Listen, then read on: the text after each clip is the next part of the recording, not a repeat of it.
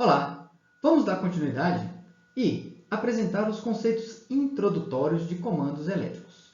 Isso aqui é importante frisar que não é um curso sobre comandos elétricos, e sim uma explicação ou uma explanação geral para que a gente possa utilizar esses conceitos e aplicar na fase seguinte da disciplina de automação, que seria os controladores lógicos programáveis, e apresentar uma relação que existe entre a programação, utilizando controladores lógicos programáveis, e a representação, utilizando os comandos elétricos.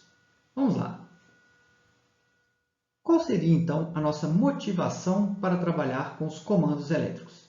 É saber que os comandos elétricos e, posteriormente, a automação com controladores lógicos programáveis pode ser utilizada em toda a parte do estudo da eletricidade, que vai desde a geração até o consumo, que são apresentadas nessas figuras aqui. Temos aqui a geração, representada por essa usina hidrelétrica, a parte da transmissão de energia, com todas as linhas de transmissão, a distribuição, que seria o ponto mais próximo ao consumidor, e o consumo, que nós podemos colocar assim em linhas gerais, que seria o consumo da eletricidade dentro de nossas residências, por exemplo. Mas onde entra o comando elétrico nesse ponto? É dizer que, se eu quero acionar uma carga, eu chamo de carga, pode ser, por exemplo, também na sua residência, uma lâmpada. Como é que eu faço o acionamento dessa lâmpada? Através de um dispositivo que vamos denominar interruptor. Ok, então se a lâmpada é minha carga e o interruptor é o agente que eu posso acionar, então dessa forma eu conseguiria expressar um comando elétrico. E isso a gente pode expandir até chegar nos ambientes empresariais e ambientes industriais, que é o que veremos na sequência. Vemos aqui que os objetivos dos comandos elétricos se dividem em dois, que seriam a lógica de comando e a proteção do operador. Onde estaria isso? A lógica de comando é dizer, essa minha carga somente irá acionar quando eu fizer um determinado conjunto de instruções lógicas, que é o conteúdo que nós aprendemos na primeira parte dessa disciplina. E o que seria a proteção do operador? É dizer, com um simples botão, uma simples botoeira, eu poderia estar acionando uma carga onde a corrente ou a potência dessa minha carga é muito elevada. Então, o operador não precisa estar em contato direto com essa corrente, o que poderia causar riscos à sua integridade. Então, ele aciona através de um dispositivo de comando e esse dispositivo de comando aciona a carga de forma indireta, que seria o que está representado aqui nessa figura. É só uma ilustração, eu não quero que vocês batam o olho e tentem interpretar tudo o que está acontecendo aqui. Eu só quero demonstrar que nessa parte que aqui está, existe uma lógica. Então, essa lógica é o que vai realizar o intertravamento ou o acionamento de uma carga de maior potência. E o que temos do lado de cá seria essa carga de maior potência. Então, os circuitos de comando, eles possuem duas repartições, que seriam o acionamento das cargas e a lógica de comando. E isso faz com que um diagrama de comando elétrico se subdivida em diagrama de comando e diagrama de força, onde o diagrama de comando é aquele que o operador irá realizar os acionamentos. Daí, no circuito de força, o acionamento que foi realizado pelo profissional, ele será de forma indireta atuada nas cargas de maior potência. Pois bem, então quais são os elementos que compõem um diagrama de comandos elétricos? São estes que aqui estão. Começamos pelo seccionador, que seria o operador sem carga. Então, quando eu secciono um circuito, seria dizer que o operador pode trabalhar naquele circuito porque não terá carga envolvida. Ele não vai ter contato com a corrente elétrica, ou ele estará protegido quando estiver trabalhando num determinado equipamento, porque ele foi seccionado. É como se você desligasse o disjuntor, né, de alguma parte da sua residência e fosse realizar a manutenção. Você tem a garantia que aquela área daquele circuito não terá a presença de corrente elétrica. Então, o seccionador ele é utilizado durante a manutenção ou mesmo a verificação de alguma intercorrência em um circuito elétrico. O outro seria a proteção de curto-circuito, né? Comumente conhecido como fusível, né? A proteção de curto-circuito ela visa proteger o condutor contra uma corrente muito elevada. Então, se a corrente começar a se elevar naquele circuito, então o fusível se abre, interrompendo a passagem de corrente, e daí você será capaz de detectar que ocorreu alguma falha naquele circuito em virtude de uma corrente elevada. Uma outra forma um outro elemento que compõe o diagrama de comandos elétricos é a proteção contra sobrecarga, que destina-se à proteção dos equipamentos. Então, muitas vezes está relacionado com os relés térmicos, e aí ela tem a função de trabalhar da seguinte forma, né? Se você tem um motor e ele começa a aquecer muito por algum motivo, seja que o eixo esteja travado e o motor começa a elevar a corrente interna, então, como uma forma de proteção, o motor, tendo um relé térmico, ele vai abrir esse relé térmico e vai desligar o motor automaticamente, desde que o relé térmico faça parte do diagrama elétrico de comando e força, né, que você esteja trabalhando.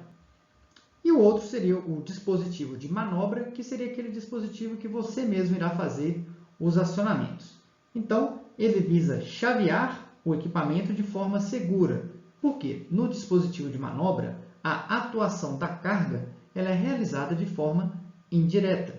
Então, você pressiona, por exemplo, uma botoeira, essa botoeira vai acionar um contator, que eu vou mostrar logo a seguir, e esse contator é quem irá fazer de forma indireta o acionamento da carga de maior potência. Então, não há um contato direto do operador, conferindo assim maior segurança. Temos aqui nessa figura, então, a representação de um diagrama de comando elétrico, né, onde aqui à esquerda está a parte de comando e aqui à direita a parte de força. Então, os elementos que compõem esse diagrama são o seccionador, aqui representado por esse disjuntor, a proteção de curto-circuito, representada aqui pela figura de um fusível, os dispositivos de manobra, com essa chave, que aqui está, poderia ser representações de botoeira, né, e outros similares, mas aqui como uma chave. O outro dispositivo, que seria esse relé, essa proteção contra sobrecarga, que seria, né, um relé térmico.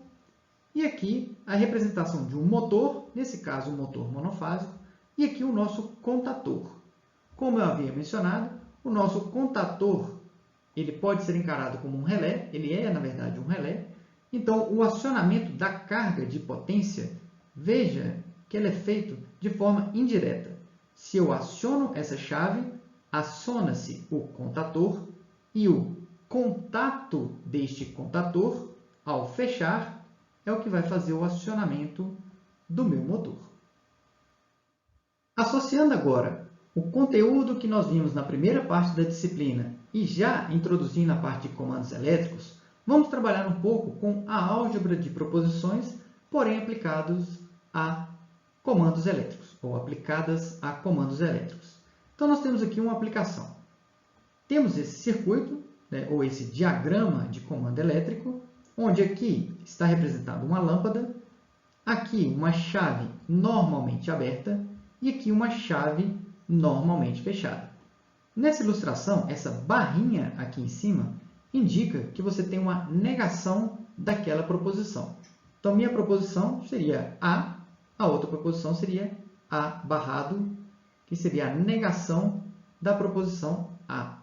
Então, é só para ter uma ideia de como é a representação de uma chave normalmente aberta ou normalmente fechada em termos de proposição. Daí, se eu tenho que L é o estado lógico referente à lógica dessas proposições aqui acima, então nós teremos L, ou o estado verdadeiro ou falso, dependerá das condições de acionamento dessas variáveis. É dizer o seguinte, se eu aciono essa chave A também será acionada, irá fechar, e essa outra chave A barrada, ou a negação de A, irá abrir. Então, só reforçando, frisando que se eu faço a mesma coisa para B, se eu fecho B, é dizer que eu estou abrindo esse B negado. Pensando em termos de corrente elétrica, é dizer que eu tenho um acionamento que vamos pensar em positivo e negativo. Se eu tenho positivo nessa barra superior, negativo na barra inferior, a lâmpada irá acender se ela encontra um caminho que saia do positivo e vá para o negativo. Então, um dos caminhos seria esse caminho por A, desde que A esteja acionado. Então, se ele está aberto, o estado lógico dele é falso, mas no momento que ele fecha, o estado dele se torna verdadeiro. Então, se eu aciono A, então tem um caminho que irá acender L. Então, eu tenho este caminho, ou, aí entramos na nossa parte lógica, que aqui está. Ou, temos aqui agora A ou B, que seriam esses dois ramos que aqui estão. Então, A ou B. Nesse ponto aqui, como é uma conexão, nós temos que I, essa aqui seria um I, o nosso conectivo, e agora temos novamente um OU, porque eu tenho dois caminhos que podem ser seguidos, que seria a negação de A ou a negação de B. Então, isso me dá a expressão lógica que fará o acionamento da minha lâmpada L. Então, usando agora os conceitos que a gente aprendeu sobre a álgebra de proposições na primeira parte da matéria, nós podemos tomar essa expressão e ir manipulando com cada um desses passos. Sugiro a você que pause o vídeo, faça cada uma dessas manipulações até obter essa última condição, que dessa última condição nós iremos chegar que todo este diagrama que aqui está poderá ser representado simplesmente por A ou B, que na forma de um diagrama de circuitos elétricos seria representado por chave A, normalmente aberta, chave B, normalmente aberta, acionando a nossa lâmpada L. Dando continuidade e na parte de álgebra de proposições aplicadas a comandos elétricos, vamos tomar agora esse exemplo onde nós temos o que denominamos de variáveis auxiliares, que para o caso dos comandos elétricos serão representados por estes contatores que aqui estão.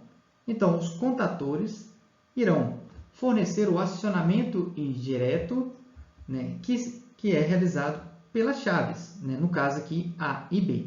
Então, temos A e B para o acionamento de X, A e B para o acionamento de Y, e, por sua vez, ou por fim, o acionamento de X e Y estará envolvido no acionamento da nossa lâmpada L.